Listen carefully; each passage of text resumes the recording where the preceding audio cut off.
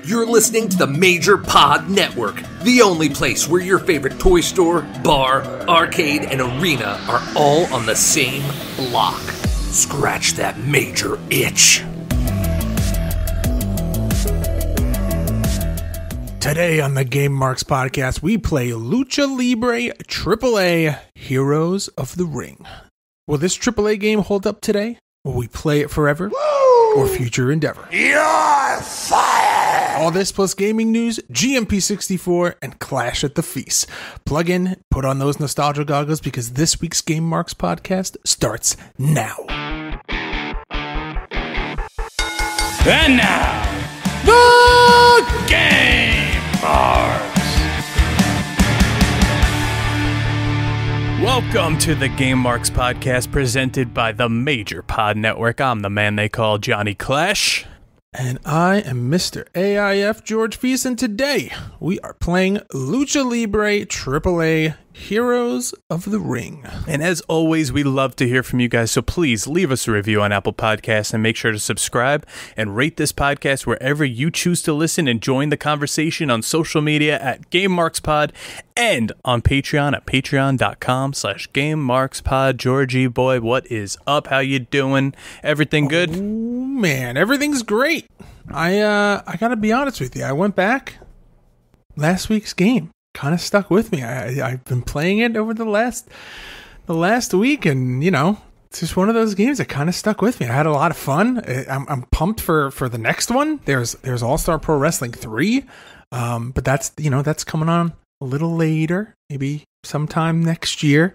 But I'm still riding that high of last week's game. How about you?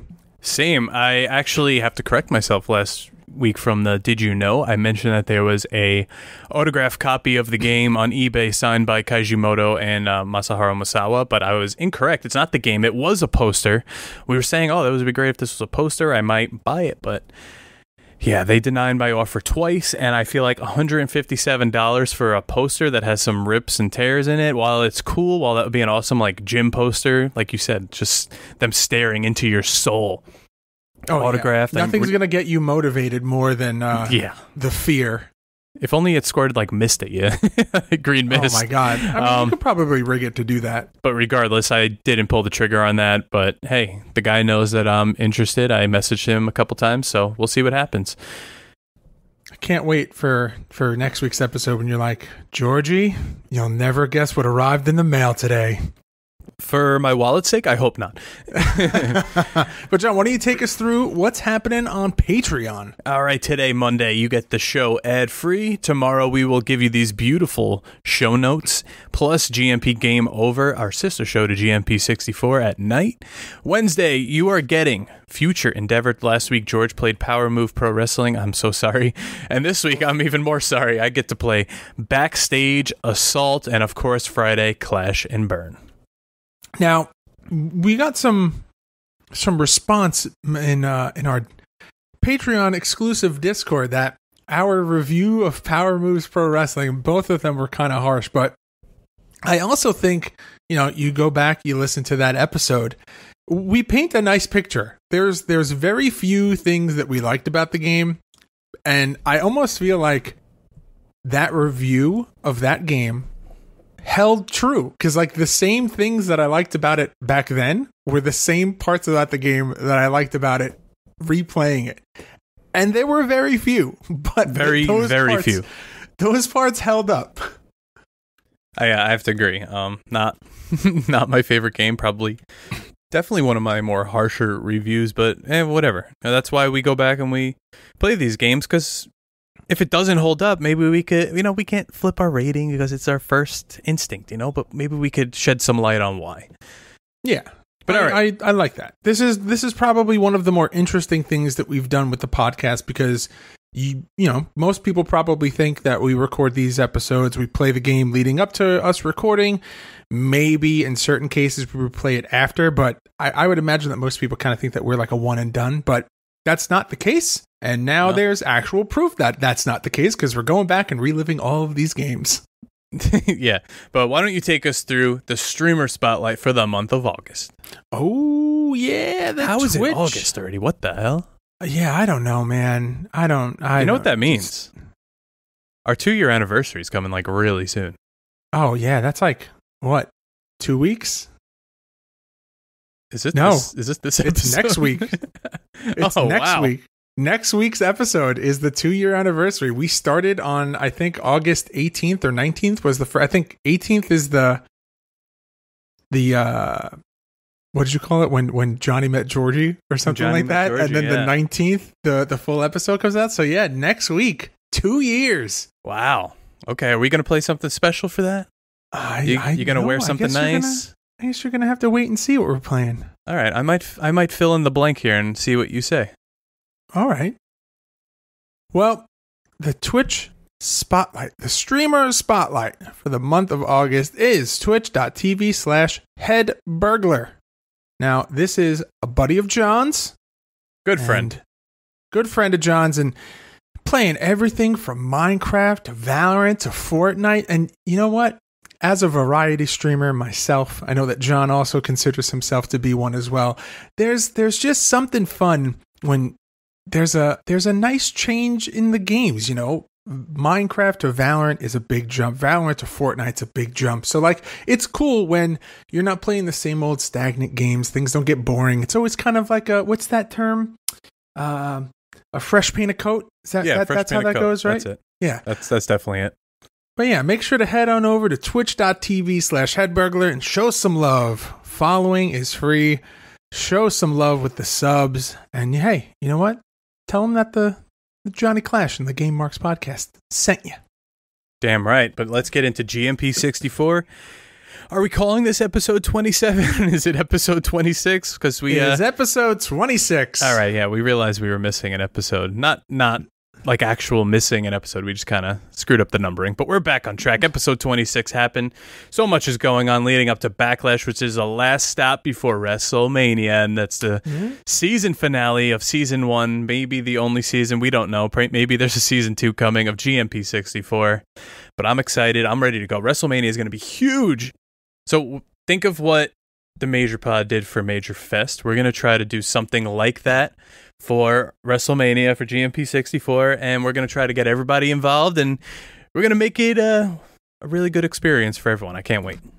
I got to tell you, I know we've mentioned it once or twice, but you know, this is one of those, as we wind down, obviously we got to wrap up some storylines. I'm hoping that I'm going to be walking away with the final title when all is said and done. But, man, I can't believe there's only 6 weeks left. It's crazy. I don't know. We'll see what happens. Wild we might bring stuff. it back.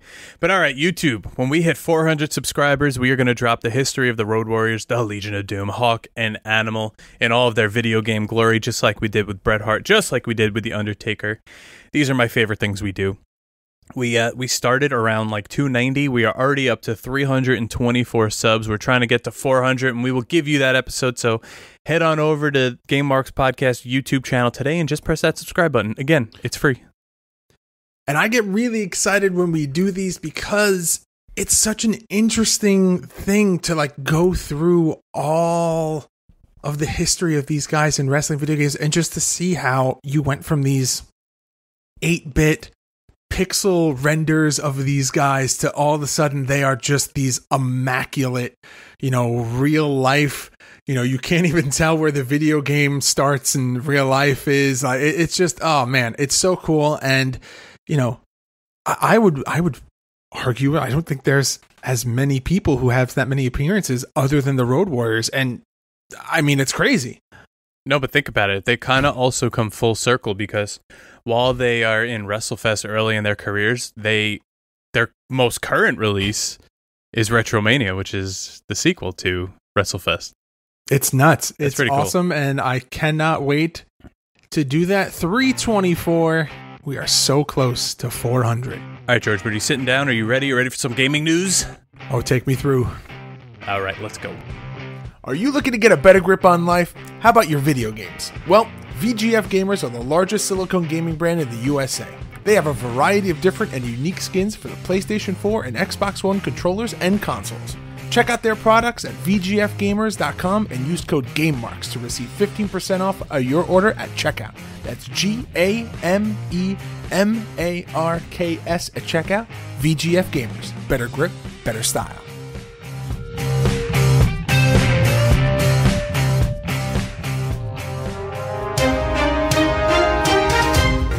A new rumor is getting Sony fans hyped with the speculation of PlayStation VR for PS5 arriving in 2022. The device is said to have a Fresnel OLED screen with HDR, a 2000 by 2040 resolution for each eye, and a 110-degree field of vision. The device will be compatible with AAA games that will have the option of VR. Apparently, these details were revealed during a supposed closed-door developer conference and was shared on Twitter by Ocam13, who has a fairly strong track record when it comes to these types of rumors. During last week's Activision Blizzard's second quarter earnings call, the publisher revealed that a new mobile Call of Duty game is currently in development. Activision has created a new internal mobile studio which will be working on the game alongside developers Beenox and Activision Shanghai. At this time, the publisher has not revealed any further information about the game, but the company also said it believes there's an opportunity to connect to the mobile ecosystem with one of the console and PC. Ghost of Tsushima developer Sucker Punch Productions has announced that the multiplayer element of the video game Ghost of Tsushima Legends will receive its very own standalone release in addition to several new updates. The updates to Ghost of Tsushima Legends are scheduled to begin alongside the release of Ghost of Tsushima Director's Cut for PS4 and PS5 on August 20th, while the standalone version, Legends, is set to release for both PS4 and PS5 on September 3rd. That's all the gaming news we have this week. Check back next week.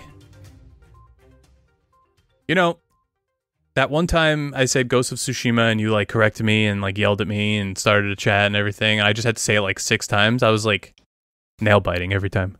No, you nailed it. I'm very proud of you. Yeah. Same way I said it last time when you yelled at me. Nope, you said Tsushima. Don't. Or sushimi. Like it was, don't do it. Don't do it. I played the audio back to our Discord group. You were wrong. Okay. Anyway, should we go to the question of the week? You got anything to talk about? Let's do the question of the week. All right, you sounded as thrilled as I did at the end of our AAA playthrough. Let's go. What's up, Game Marks? Are you trying to look your best while repping your favorite video game podcast duo? We know just the place. Head over to ProWrestlingTees.com/GameMarksPod to pick up your favorite GMP designs, including our various logo tees, Future Endeavor, the classic NES Pro Wrestling style tee, and of course, Mark the F out. Order today and receive a phone call from us. You never know who will pop in. That's ProWrestlingTees.com/GameMarksPod. Play it forever. All right, so the question of the week is a weekly segment where you ask Johnny and I a question, and if we pick your question, you get a Game Marks Podcast prize pack.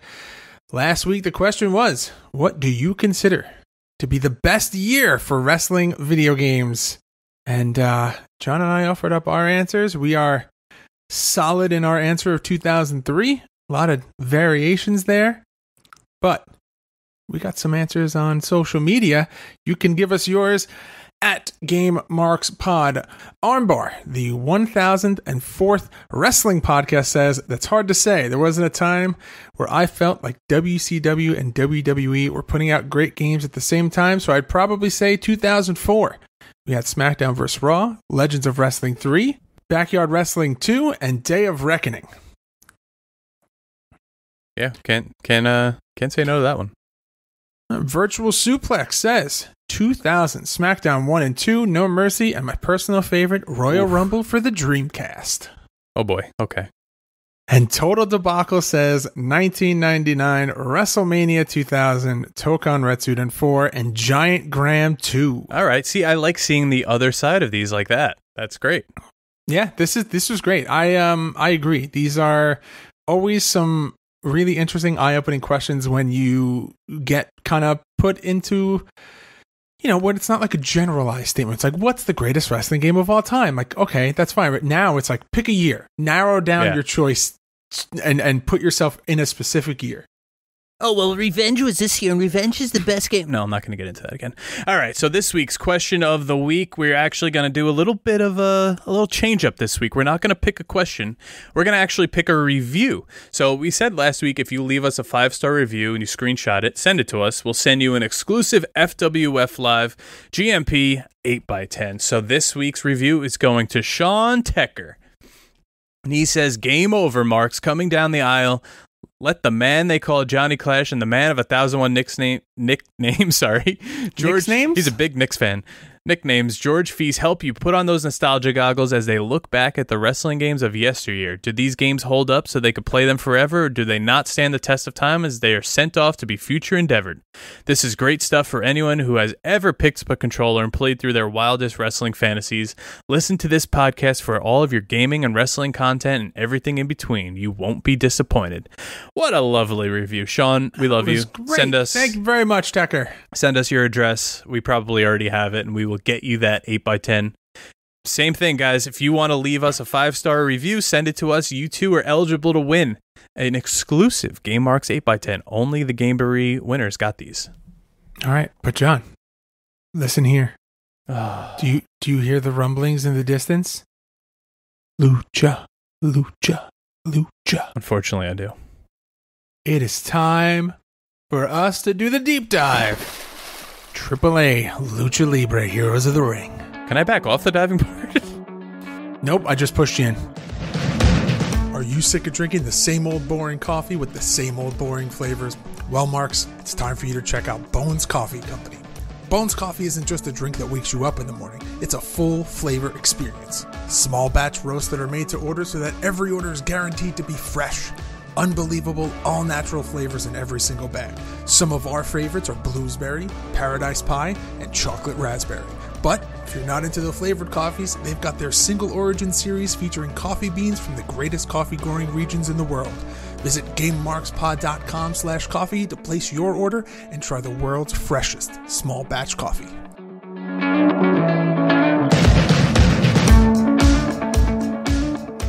All right. Lucha Libre AAA Heroes of the Ring. Released October 12th, 2010 for the PlayStation 3 and the Xbox 360. Developed by Immersion Software and Graphics. Published by Slang and Konami. Now, there's a little bit of debate here, because this is said to be the first video game that ever truly covers Mexican wrestling. Now, I would like to present an argument. Okay. John? Yep. Does Nacho Libre count?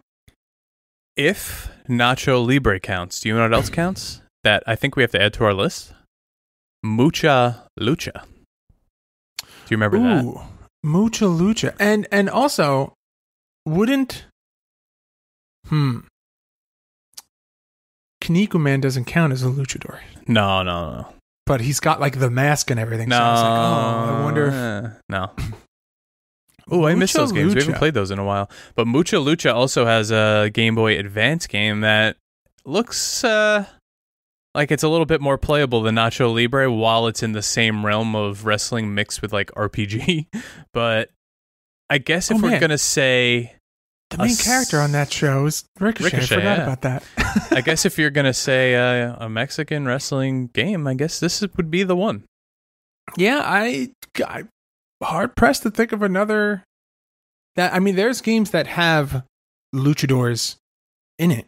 Right. And Mexican wrestlers in it. But there's not one that is solely featured around just Lucha Libre. No, and if we're wrong, please correct us. Send us a correction to that. But as far as we know, no. Huh. But let's start breaking down this game here, because this, I don't even know where to start. So right out of the gate, this feels familiar, and ourselves, our community, people on the internet, this feels very similar to the TNA game, and even you said there are similarities, but it's not a direct port. It's not the same engine. It's just there happen to be some similarities, and obviously, if you put wrestlers in a 6-sided ring, people are going to go, "Oh, TNA." Yeah, it does have the same presentation. TNA came out 2 years earlier. There's a 6-sided ring, but there's also the entrances are very similar, and so is like the characters' power-up bar, whatever you want to call it, stamina bar. But that is actually by Havoc. That's the game. TNA is actually running on Havoc. This game is running on Unreal Engine, so they are pretty different, and they do play differently. So when you're actually in there, if you're familiar with both, you could definitely see the differences. Now, this game is cool because they actually name their system. So normally in a wrestling game, you do moves and you gain, I don't know, stamina, I guess is the word. And then when your stamina bar gets filled, you have a special, and then that's it. And that's usually how the game goes. But this actually bases it off of like a popularity system. So it's very crowd focused because, you know, in Lucha Libre and Mexican wrestling, the crowd is very, very vocal, very, very proud to watch their guys go. And you utilize your taunts and interacting with the crowd and things like that to build up these star rankings, similar to like what you would see in like a 2K game, but the star ranking is actually your ability, and you can unlock more devastating moves throughout the match, and eventually you get to hit your finisher. But it's cool that they actually made it truthful to how Mexican wrestling and AAA wrestling is, where it's like super loud, super interactive crowds, and like that affects the flow of the match. Yeah, and that's kind of a lost art, I'd say, especially with the current WWE games the past few years. I know they implemented where like the taunt now heals a body part, which is cool. I understand that, but I like the old days. Like, give me the GameCube. Now that I've been playing through like Day of Reckoning and stuff, guys down, I'm taunting away so I can get that finisher. It just gives it more of a video game feel. Yeah, and this has a certain, I don't know, like a certain polish to it that I wasn't expecting, just because I didn't know going into it how this popularity system was going to work. But it's cool. I mean, you literally can hit moves out of nowhere, change the tide of a match. You and I both did it in the matches leading up to, in our individual gameplays, the match leading up to Clash at the Feast, and then the actual Clash at the Feast. It was cool to kind of have that, and you know, once you have a good understanding of that system, you know, you can use, you know, I mean, there were times where in our match that you can go and watch on our YouTube channel where you just hit a insane tope to the outside and you gained like 2.5 stars. Oh yeah, because that's how the crowd reacted to it. It's nuts. It's really, really unique, and like you said, I think it's something that should be used more. It kind of sways a match as if it's more realistic. Yeah, you're gonna do a big move, the crowd's gonna get behind you. It's just the way it is. Yeah. Now you have the option of playing as either a Technico, which is your good guy, or your Rudo, which is your bad guy, so your face or your heel.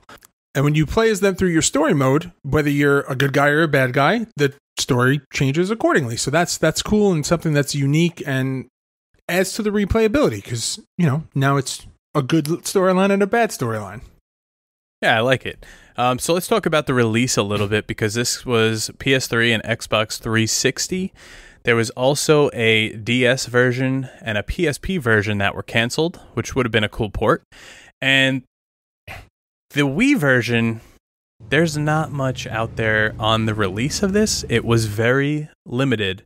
Kind of like a more of a West Coast release, harder to get on like the East Coast, because it's geared more towards the people who watch and go to Mexican wrestling. And personally, the Wii graphics, the cover art, which we'll get to later, blew me away. I liked it way better than the original, but it's kind of hard to see because that never came out by us. I got to tell you, before we started doing this podcast, I was not even aware that this game existed, and I've been counting down the days until we were able to play it, just because I knew that it was going to be unique. It looked cool. The covers, we're going to, like you said, we're going to talk about later, are so cool. And I don't know, there was just something really interesting and I wanted to play it, and I wanted to have that experience on the podcast. So I've been waiting for 2 years to play this game. So I actually used to follow this game very closely when it was being released, when it was announced and everything, because there was just so cool features. It looked, honestly, back then, I probably thought it was built on the TNA engine. And if we weren't getting a new TNA game, I thought this would be a cool way. I mean, you get Psychosis, La Parka, Vampiro, all the people you're familiar with from growing up watching WCW, which was mixed with Lucha Libre wrestling. And it just seemed cool, so I would follow it like on GameSpot or whatever, whenever they were posting new pictures. And oh yeah, okay, I'm hyped for this. And then the bell rings, then the ratings come in, and you're like, okay, you know what? I can skip this one. Yeah, I don't know. We'll get into how we feel about the actual gameplay and the game itself in a little bit. But let's talk about the game options. What are your play modes here? So you have Pride Battle, which is your exhibition mode. Obviously, you've got your story mode. We talked about that a little before. You have your King of Kings mode. No, that's not a Triple H playthrough. It is your 8-man tournament. You have your online battle, which is ranked matches. It could be either a one-on-one or, very unique, a mask versus hair match. Is this the first game that features a hair match? It has to, right? I don't see how that would ever be in another game. Oh man, that's crazy. And if you're familiar at all with Lucha Libre, Mexican Wrestling, AAA, mask matches, hair matches, huge thing. You know, it's not just, you know, a WCW, WWE thing with broken, rusty shavers and people Bobby getting Lashley shaved with wet hairs. Yeah. You also have your training mode, which self-explanatory. Luchador editor, which is exactly what it sounds like. You can create and edit up to 4 different luchadors. You have your banner editor, which is a custom crowd sign, which again, super cool. I don't even think that any of the WWE games have that. You can use your custom or downloaded artwork from like the online servers as a crowd sign in the 2K games, but I don't think there's like a specific feature that's like make a crowd sign, which is cool. And then you have your extras, which is the luchador bios, the replay of the story mode cutscenes, and the credits. Yeah, now let's get into the match types that come with the exhibition. You have your 1-on-1, 1 versus 2, 1 versus 3, 2 versus 2, triple threat, fatal facing a 4, which is a fatal 4. And, of course, your mask versus hair we mentioned, but that's only available in 2 matches during the story mode, and it's essentially a one-on-one match, but your mask or hair is on the line. If you lose, then you lose your mask or hair, and to regain it, you must win 3 ranked matches in a row online. So you only do 2 of these within the story mode, and then you could do them online only, but I think that's pretty cool. If you lose it, you have to regain it by winning 3 matches in a row.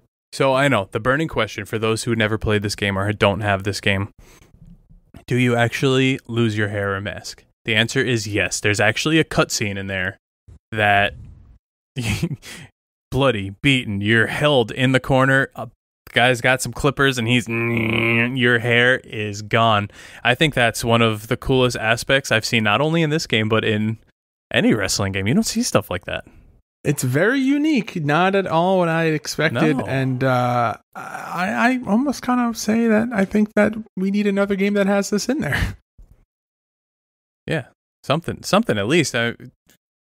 This is what I mean when games are missing something. It's just a little cutscene goes so far. Like, why can't... I don't know. Don't get me started. All right, but listen. Talked about how that happens in the story mode. Let's break down that story mode. So, after many years of preparation, a young luchador prepares to make the leap to the Premier League of Lucha Libre, AAA. Now, you got to put your years of training to use in order to convince the crowd that you have what it takes to become a Lucha Libre star. There are 22 unique chapters for each campaign for a total of 44 matches. You want to talk about replayability? 44 matches in a story mode, and there's a good and a bad mode? Yes, but it's not the best story mode. Let's be real. It's not the greatest. I'm going to compare it to something here. I don't know if you'll agree with me, but the Power way Moves Pro Wrestling? No, the way it's broken down, it's like Celebrity Deathmatch. You do two matches, you get your unlockables. 2 matches, get your unlockables. 2 matches, get your unlockables. You start with such a small base roster in this game, you have no choice but to do the story mode to unlock everyone. I hate that comparison, but I gotta agree with you. I mean, yeah. Not the best, but all right, while we're talking about who's actually in this game and unlockables, do we want to go through this roster? Let's do it. But first, we must hear a word from our sponsors.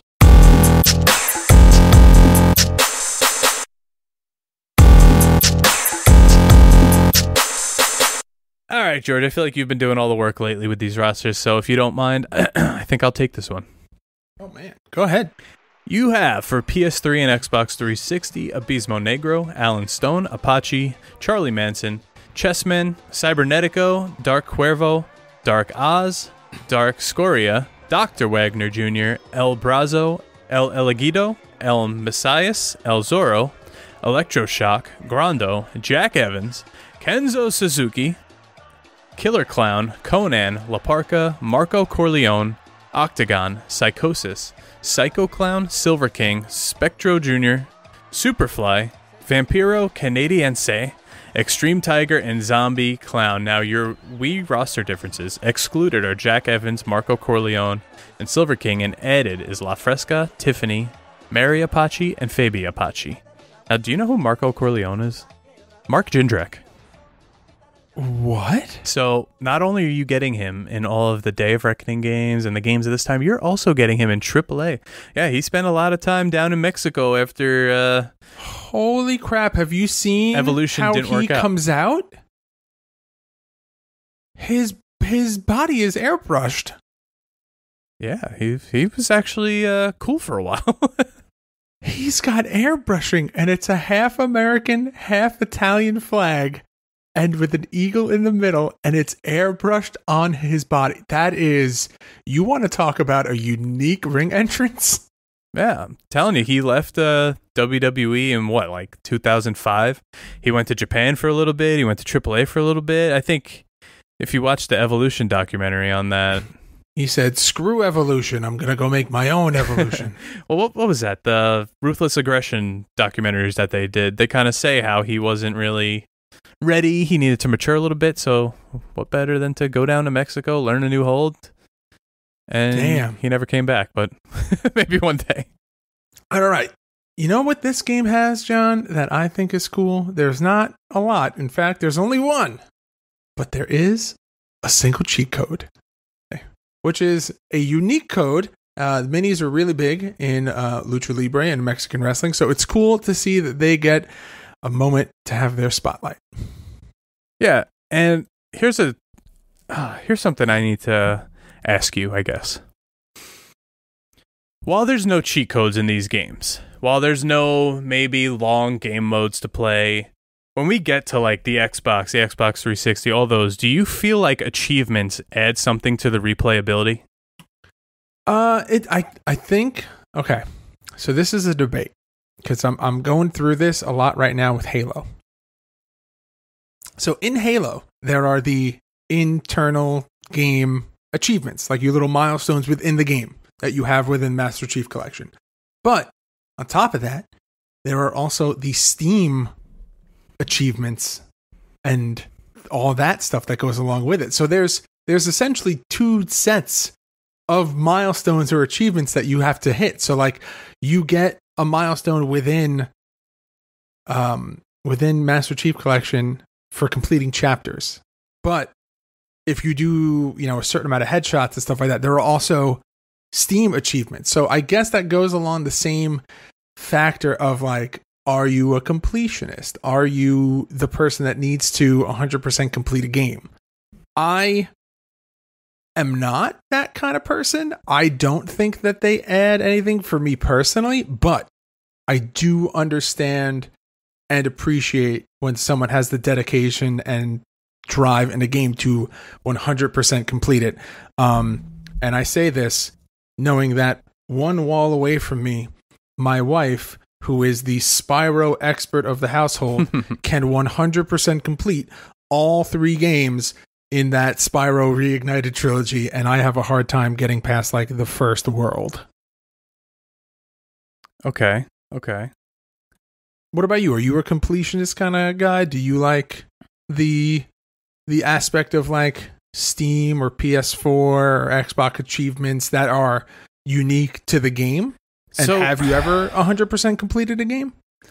Back in like Xbox, I cared about it because my friends cared about it, and then you get competitive with it. So I don't know. Like, I don't care, honestly, when it comes to like a Halo game. As long as I complete the game, I don't need to find all the skulls or do whatever and all that.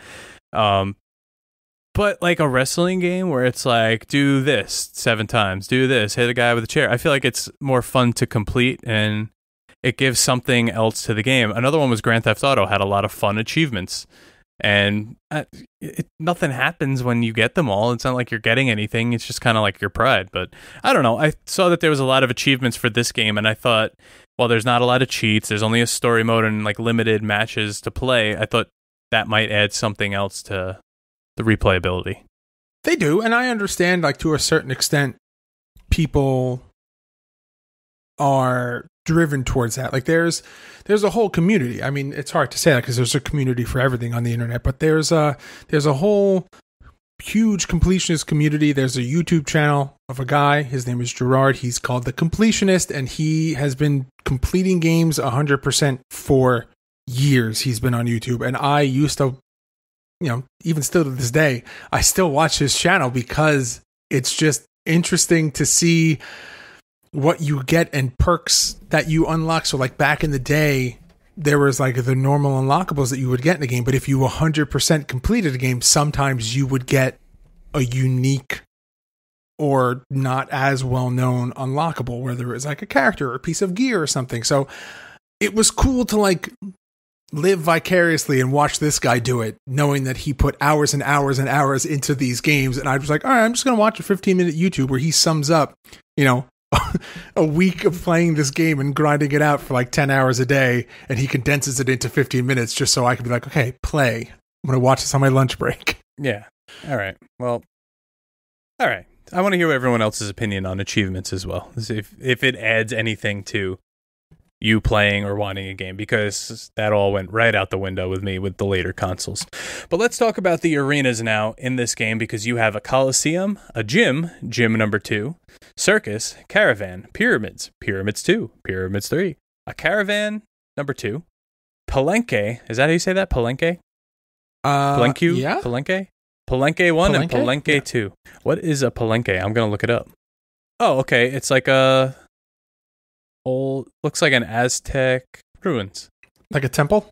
Like a temple, yeah. I actually went to the Chichen Itza temples for my honeymoon. It was awesome. Oh, cool. But are you ready to get into the artwork for this game? Like we said, there's 2 different covers. Oh, man. Let me tell you something.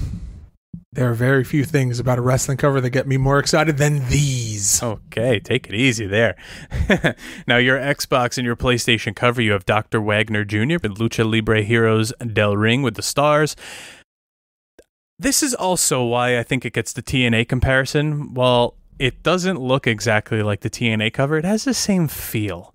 It has that like grungy, like the grungy Lucha Underground feel to it.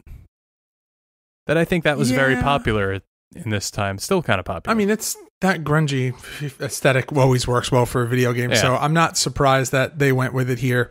Yeah, there's just it's a unique looking cover.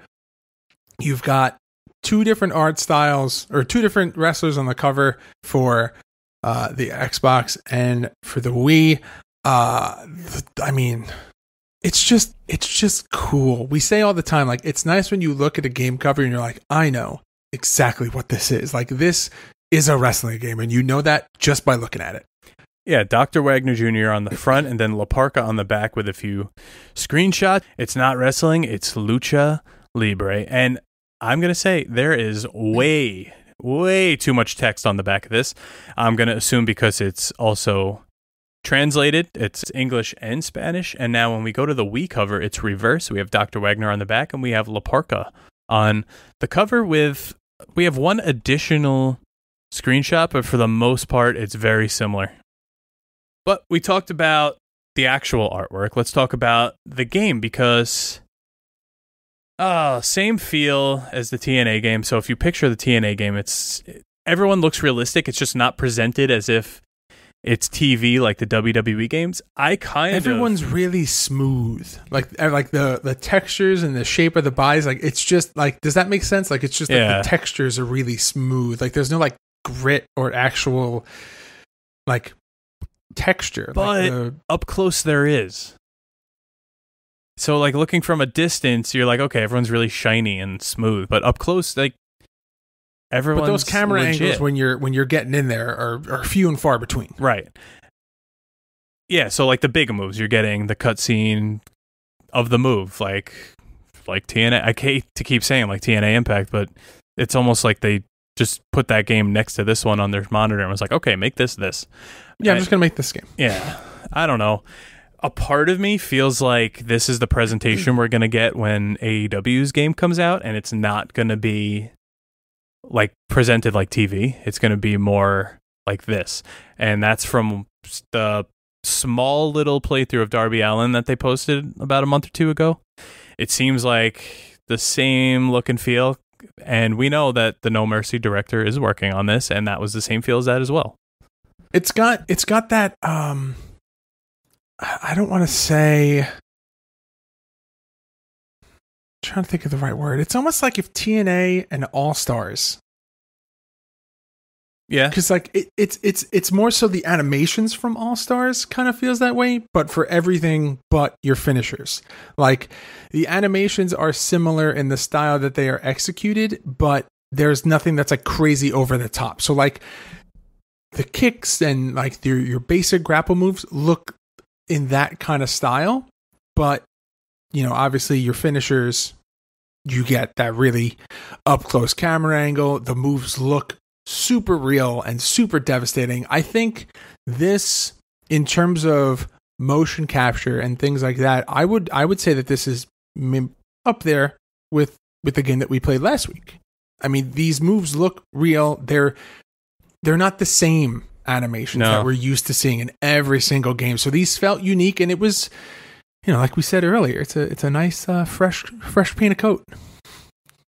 Yeah, I don't know. It's just not the most realistic when it could be, but that's fine. That's fine. That's just the style of this game. Not everything has to be so cookie cutter. The other thing I was going to touch on real quick is, did you know?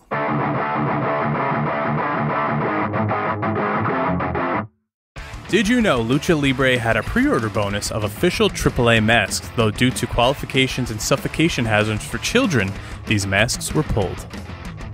Did you know Lucha Libre is speculated to be on the same engine as TNA Wrestling, though it's not true, despite the two games being very similar?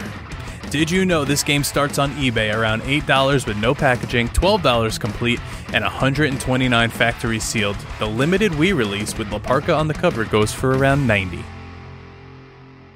All right, John, let's talk about these pre-order bonuses here, because these are beautiful. We had a question not too long ago about what the coolest pre-order bonus that you could get with a game. This would have taken the cake. This may go down in history as one of the coolest things that never happened in a pre-order game. I get it, though. I guess there are hazards of giving a mask, but I don't know. Just put a little warning on there. Not for kids or display purposes only. I don't know. Maybe there's some lawsuits they saw coming, but yeah, I don't know. I like these. I get it. You gotta protect yourself, and you gotta protect the kids. I get it, but the mass options were pretty cool. You got Octagon, La Parka, Abismo Negro, and Dr. Wagner Jr.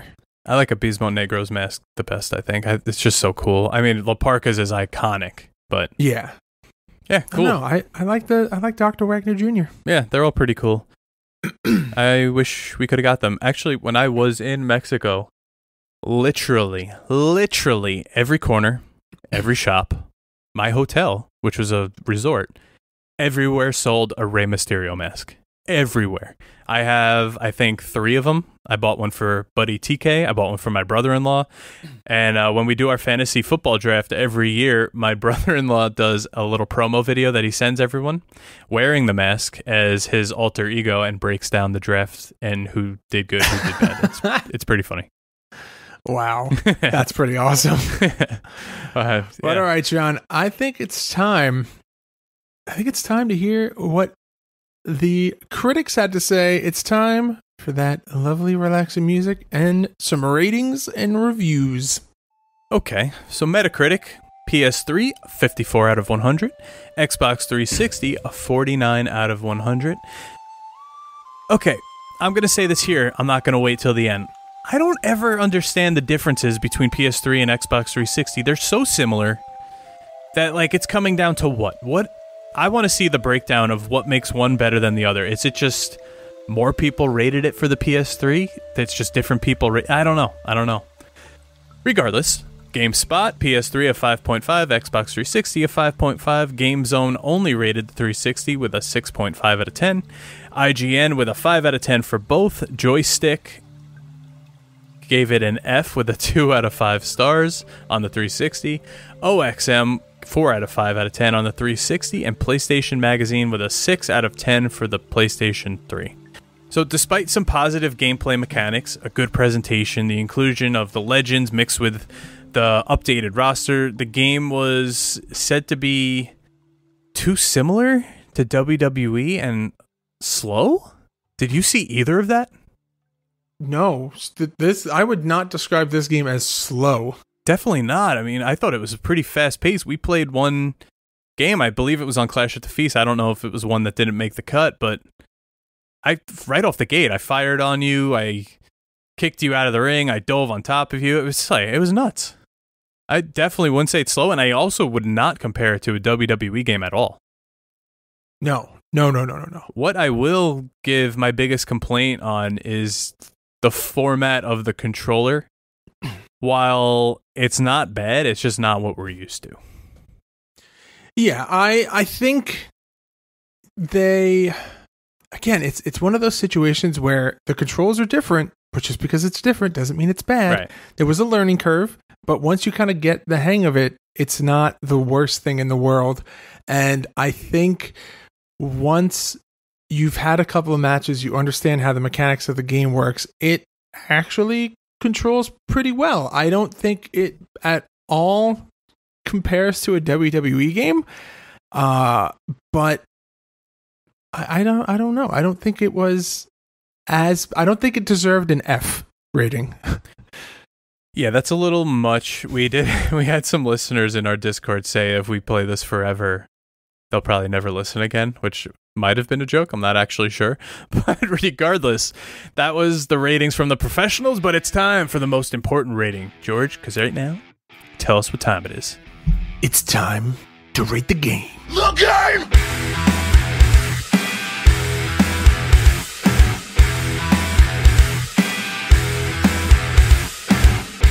All right, Johnny Clash. I'm gonna take this from you because I have a feeling I already know what you're gonna say. Lucha Libre, AAA Heroes of the Ring. Will you play it forever or future endeavor? You're fired! All right, so I don't think I could straightforward play forever future endeavor here. I had to go back and forth. I had to think about this one. Yes, it compares to TNA. No, it's not like really any other wrestling game out there. I think I was enjoying my playthrough of it when I started getting the hang of the controls. Me and you played. It was a lot of you beating me up until I got the hang of it, and then it was kind of even. What killed it for me, I think you know what I'm going to say. We were outside the ring. I'm going to give away a little spoiler alert. I got pinned outside the ring. Why? Why are pins allowed outside the ring? I think it's little things like this that just didn't make sense, that there was this like careless, no thought put into this game. And I could be wrong, but I'm going to future endeavor. You're fired! And it's a future endeavor with I enjoyed it next to it, but I won't play it again. Okay. Now, George, what about you? Play it forever or future endeavor? I feel like I'm kind of in the same boat as you. This is one of those games that it's on the line of where it's going to fall. I think that it's unique and cool because it's Lucha Libre. The controls, again, a little bit of a learning curve, but once you get it, and it doesn't take long to get it, it's pretty good. Just, again, there's just something missing. But does that something missing make it a future endeavor? Or is it just snaking over that line of a play it forever? What say you? I think this one is barely over the line of a play it forever. Really? I think it's unique enough and has something just a little bit to make it worth playing again. Is it the greatest game of all time? No. But it's not the worst. We've definitely played worse, and I could see myself going back and playing this over a lot of other games. Woo! Okay. We haven't really split in a while. Yeah, but looks like you're going to be going back this time next year and replaying this game in Future Endeavored. I just don't think about these things sometimes. Yeah, well, I don't, but every time I hear the words Future Endeavored, I just go, oh, well, we'll be revisiting this one again. But John, is it time? It's time. Is it time for us to talk about our weekly tournament, Clash at the Feast?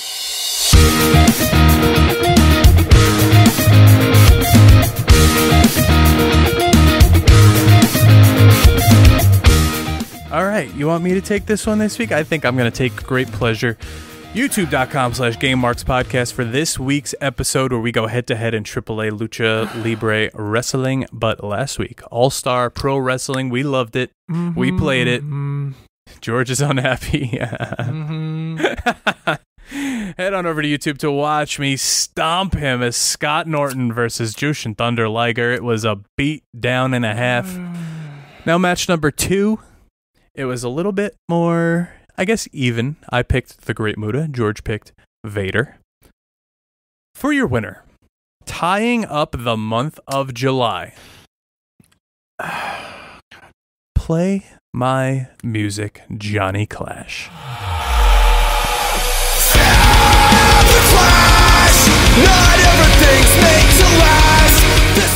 Now, is that you talking to yourself, saying, hey, Johnny Clash, play my music? Is that like past Johnny talking to future Johnny? I guess that works. But okay, all right, we need to settle July. We need a tiebreaker because right now you are winning the first month. You have the first tally of the year. And I'm looking to even it up right away. I'm not going to go down by 4 or 5 or 6 again this year. I made a vow to myself. It's not happening. All right, well, I got an idea. Why don't we settle July in the game that we're playing next week? Oh, baby. Why don't we settle the July Clash at the Feast winner? Not just in a best 2 out of 3. That's what we'll do for that week's episode. Why don't we settle July in a tournament? A tournament? Why don't we do a little King of the Ring tournament in a little game that I like to call What's on Tap? No, in a little game that you may know called WrestleMania 2000. Ooh, baby. Let's explain why we're doing this. We came right out of the bat. World Tour. We just covered it for our 100th episode. 1 year anniversary. We played WCW NWO Revenge. There's only one other game that makes sense to play for our 2-year anniversary episode, and that's WrestleMania 2000. I am so ready. So let's see. For those of you keeping tally, we've played WCW World Tour. We've played WCW vs. NWO Revenge. Now we're going to be playing WrestleMania 2000. That leaves we played WCW 3 more games.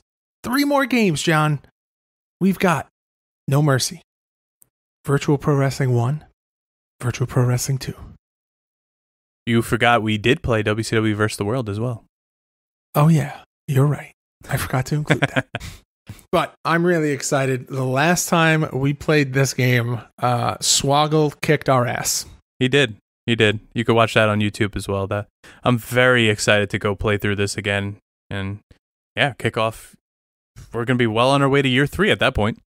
I'm ready. I'm ready for this. But I think I'm ready to wrap this one up, John. What do you say? Put a bow on it. Take me home.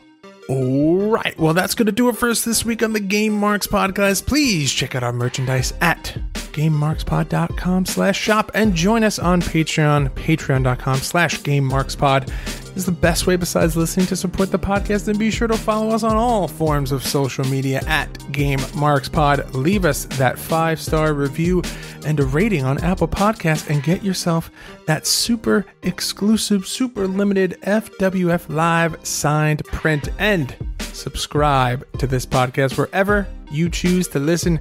Thank you very much for hanging out with us this week. John, I'm going to kick your ass in WrestleMania 2000 next week. You wish. Bring it on. I cannot wait to end that episode and say game over, Marks.